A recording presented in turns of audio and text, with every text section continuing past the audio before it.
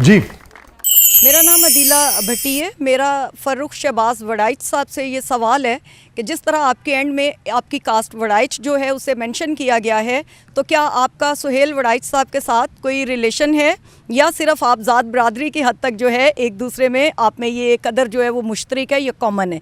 Thank you. अच्छा, ये सवाल बहुत हुआ। यानी ऐसा है कि मुझे मेरी टीम ने बताया कुछ साल पहले कि गूगल पे जो सर्च करते हैं लोग वो आज पता चल जाता है। तो उन्होंने कहा कि ये बहुत होता है कि ये सुहेल वड़ाइच के क्या लगते हैं। अच्छा। तो उसमें ये भी हुआ कि हम 2-3 मुझे बैरून मुल्क सफ़र उनके साथ करने का मौका मिला। तो अक्सर थोड़ा साथ लगते हैं बस। मैंने भी यही कहा वैसे। मैंने कहा गाड़ी में साथ जा रहे हो, जंप लग जाए तो साथ लगते हैं। वैसे मेरे तो वो उस्ताद हैं, हम उनसे सीखते हैं। मेरा उनसे कोई रिश्तेदारी नहीं है। जी, अस्सलाम वालेकुम। मेरा फ़ारूक साहब से सवाल ये है कि आपकी किसी खबर या इंटरव्यू से कोई इतना नाराज़ हुआ हो कि लाठी लेकर आपके पीछे पड़ गया हो और उससे जान छुड़ाना आपके लिए मुश्किल हो गया हो और आप शहबाज बनकर उड़ गए हों? सवालात से लोग नाराज़ तो होते हैं। वैसे तो सियासी शख्सियात नाराज़ होती हैं। जी जी, पिछले कुछ माह में 2 फेडरल मिनिस्टर नाराज़ हो गए और प्रोग्राम भी एक के बाद एक चला। हाँ जी, पीडीएम वाले। पीडीएम यानी अभी भी दोनों फेडरल मिनिस्टर हैं, ठीक, उनकी बात हो रही है। तो एक ने तो बाकायदा फोन करके कहा कि तुम्हें और कोई नहीं मिलता, मैं ही मिलता हूँ। एक ने मेरे जो सीनियर हैं उनको फोन कर दिया, मेरे भाई को फोन कर दिया, उनके जो बेटे हैं उन्होंने मैसेज कर दिया, बड़े सीनियर मिनिस्टर हैं।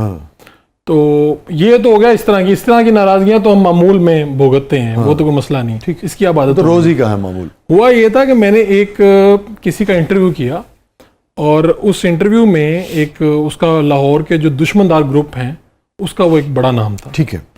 तो उसने उस इंटरव्यू में कुछ बातें कर दी जो कि एक बड़ा दुश्मनदार ग्रुप है लाहौर का, अपने मुखालिफ के बारे में कुछ कहा।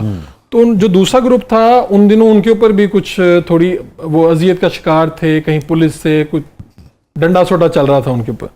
उनका एक नौजवान लड़का था जो नया नया आ रहा था इस तरफ, तो उसको कुछ लोगों ने वो इंटरव्यू भेजा। अब नौजवान था तो उसने कहा वो अब दूसरे पे तो कुछ कह नहीं सकता था जिसका मैं इंटरव्यू ले रहा था। उसने कहा इसको उठा के लाओ। तो मुझे किसी एक बंदे ने फोन किया, उसने कहा यार आपने उनको नाराज कर दिया, इतना बड़ा वो लाहौर का ग्रुप है और वो नाम ही सुन के लोग हो जाते हैं। तो मैंने कहा इसका तरीका, उन्होंने कहा एक साहब हैं वो उनके रिश्तेदार लगते हैं और आप उनको जानते हैं और वो आपकी रिस्पेक्ट भी करते हैं। तो मैंने कहा अच्छा। तो मैंने उनको फ़ोन किया, उनका इंटरव्यू किया। इंटरव्यू करने के बाद उन्हें मैंने बताया मेरा एक छोटा सा ये भी मसला है। हुआ ये, पहले मैंने कहा कि यार देख लेंगे, निपट लेंगे। मुझे एक सहाफ़ी ने बड़ी ज़बरदस्त बात की। उसने कहा जो सहाफ़ी अपना काम करते हुए कोई बड़ी ताकतवर शख्सियत के ख़िलाफ़ कहीं पे, उसको शहीद कहते हैं। जो नामालूम गोली का शिकार हो जाए उसे शहीद कोई नहीं कहता। तो ये कोई सस्ते में आके कुछ कर जाए तो आप ना इसको सुलह सफाई कर लें। मैंने उनको फिर राम किया, उन्हें कहा कि आप ज़रा बात करें। उन्होंने कहा कि ये मेरा दोस्त है, वाकिफ़ है, ये है वो है। तो ये एक वाकया हुआ जो मुझे मैनेज करना पड़ा। अदरवाइज जबरदस्त में फिर यही होती है अकेली। अल्लाह ताला सेहत और जिंदगी दे, मगर वो सीरियस हो गया था। वो सीरियस हो गया तो फिर उसको मैनेज करना पड़ा।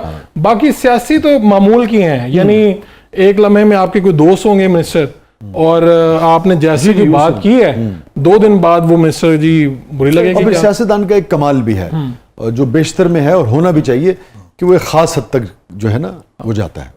डायलॉग थोड़ा बहुत और आगे चला जाएगा तो को टैक्स वैक्स ये वो इस तरह के वाला जो मगर उसको पता है यार तशद्दुद की तरफ और उस तरफ नहीं जाते। सियासत तो जिद ही है ना जी। बिल्कुल यही अच्छी बात है। काम ही डायलॉग, इसीलिए मैं ख्याल हम सियासतदानों पे तनकीद कर लेते हैं, जो तशद्दुद करते हैं उनके ऊपर हम तनकीद नहीं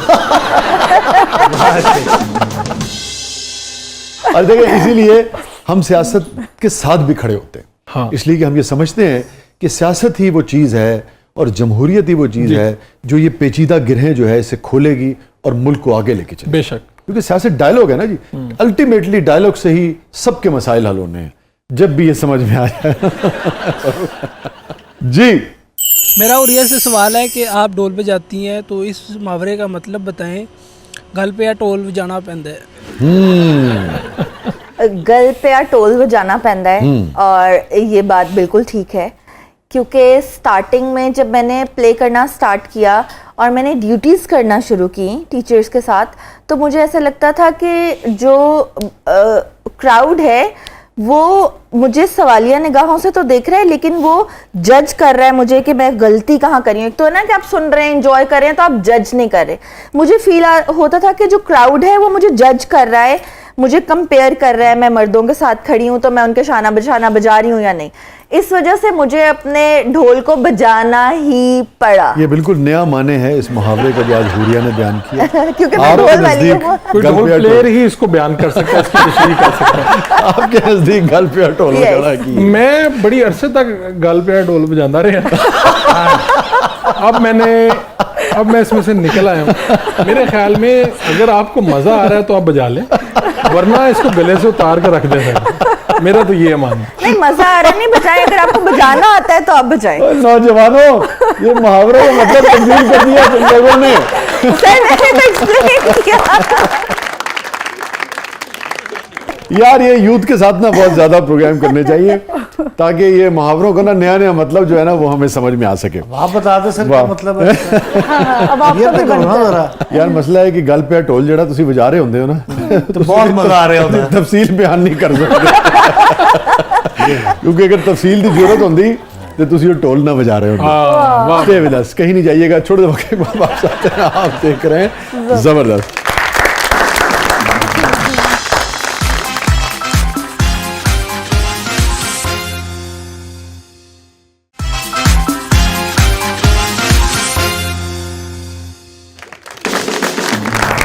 वेलकम बैक नाज़रीन, ज़बरदस्त में एक बार फिर खुशामदीद। और हुरिया और फरूख साहब, हमारा सेगमेंट है इसका नाम है कैथारसिस।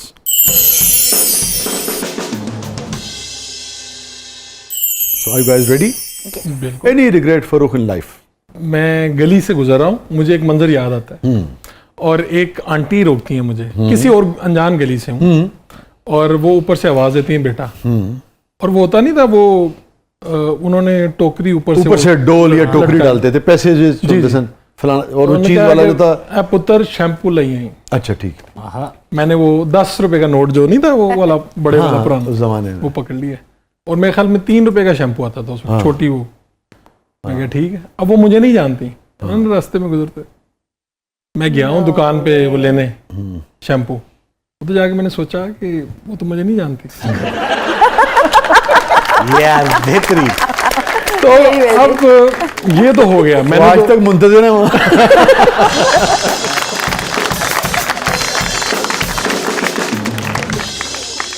10 रुपए में मैंने तो याशी कर ली।